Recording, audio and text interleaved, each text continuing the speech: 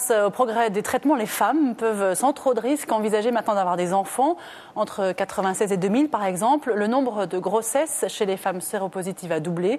Sur 1500 enfants nés chaque année en France, moins de 20 sont infectés parce que les mères sont mal suivies. Selma Schnabel a recueilli le témoignage d'une Parisienne de 36 ans, enceinte de 3 mois, contaminée par le VIH il y a 13 ans lors d'un rapport sexuel non protégé. Elle est déjà maman d'une petite fille séronégative de 3 ans. Cadre dans une grande entreprise, elle a souhaité garder l'anonymat pour protéger sa carrière, celle de son mari et protéger sa fille. Ma petite fille chérie, tu es encore bien petite, mais un jour, ton papa et moi, nous t'expliquerons les circonstances de ta naissance. Je porte en moi un virus que l'on appelle sida, mais cela ne nous a pas empêché de te désirer et de tout faire pour que tu sois en excellente santé. Aujourd'hui, notre famille va bien et elle va bientôt s'agrandir. Mon mari étant séronégatif, il était clair qu'il fallait le protéger. Donc sur les conseils du médecin, on a pu faire une auto-insémination à la maison. Donc tout simplement, c'est recueillir du sperme dans une pipette, donc sans qu'il y ait d'environnement médical, d'hôpital, quoi que ce soit. Et puis on a eu beaucoup de chance parce que ça a marché du premier coup. Voilà, on voit son cœur qui bat ici. C'est impressionnant.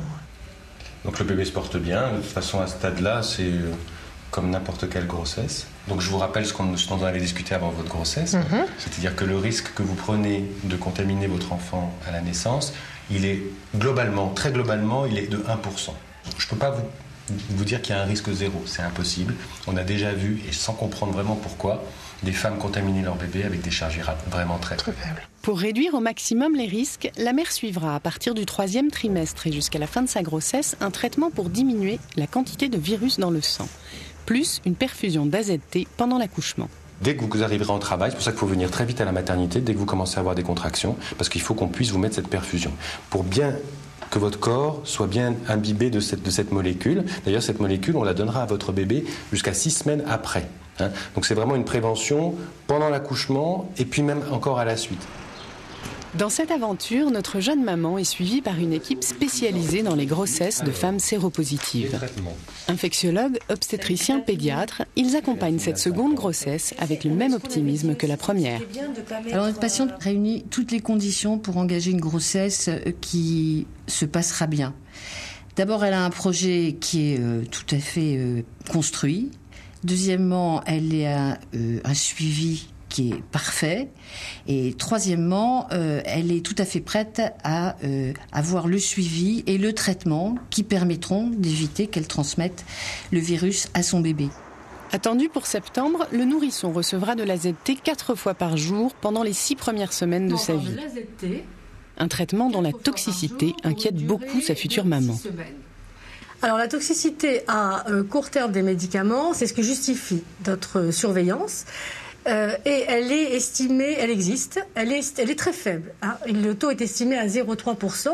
Il s'agit d'une toxicité neurologique et c'est pour cela que nous surveillons très étroitement le développement de l'enfant. On fait au bébé des examens très très précis pendant les 3 premiers mois. Et comme ça, si tout est négatif, on pourra vous annoncer définitivement qu'il n'est pas contaminé par le virus.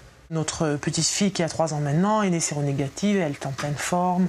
C'est pour ça aussi qu'on a engagé cette 2e grossesse et l'idée d'avoir un 2e enfant. C'est parce qu'on est très optimiste et qu'on se repose un peu sur la première expérience.